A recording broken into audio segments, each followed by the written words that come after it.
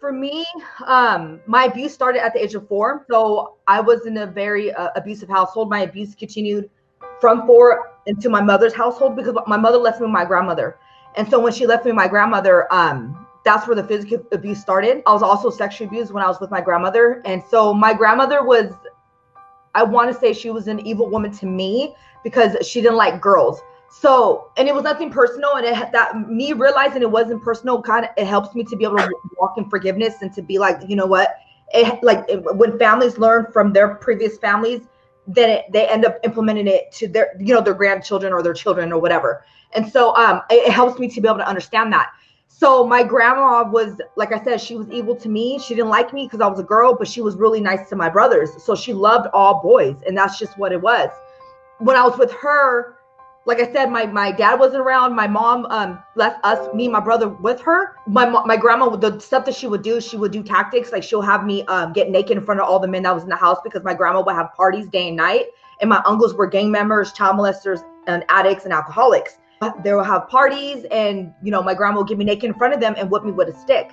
Or if I picked a rose from the bush, anything just to make her mad, she will get me naked to whoop me. And she always had a leather belt. So it was either a stick or a leather belt.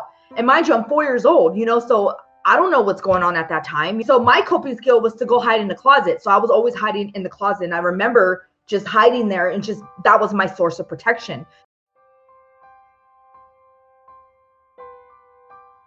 Like I said, I ended up going back with my mother, and the abuse continued to happen with her. And she was only implementing what she knew because it was done to her. My mom, would do tactics as well. She'll have me get in the bathtub, and I'll come out, naked and wet, and then she'll whip me from head to toe with the leather belt. I'll have welts and bruises all over my body. I would go to school with welts and bruises, but I always had like long sleeve shirts. And I was also coming from poverty. My mom was on welfare and a single parent, lived in low income housing. And so we were poor. I didn't have good clothes.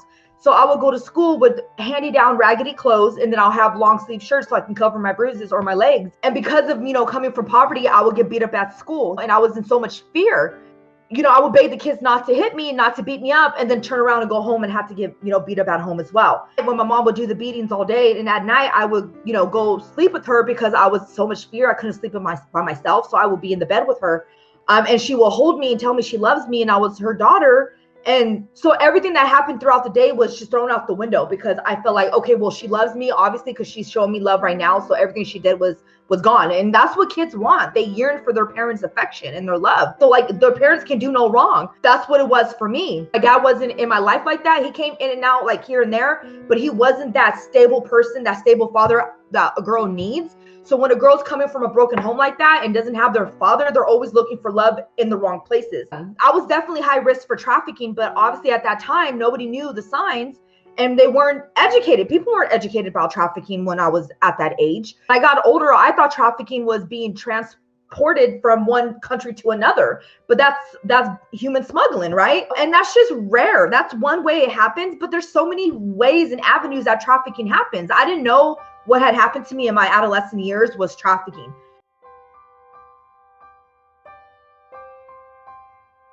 My mom was very abusive to me. I was very suicidal, that I was a cutter. So that was a way for me to like get away from the pain and a way for me to cope. I would cut my arms. I would sniff nail polish. I would put belts around my neck because I just wanted to disappear. Like I felt like if I disappeared and I died, that somebody will miss me. Somebody will love me and they'll like care about me or whatever the case may be. I just wanted some type of attention.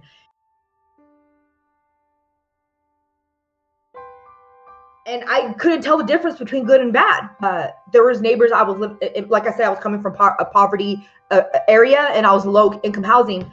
So I was sexually assaulted by my neighbors. One of my neighbors and another neighbor of mine flashed me, and so and that was my best friend's dad. And like I said, I didn't know the difference between right or wrong, good touches, bad touches, consent. I didn't know any of that. That just made me feel like this was okay because it was attention. So I'm going back forward to when I was 14. I was ended up being raped by an older man, and his friend was driving the car.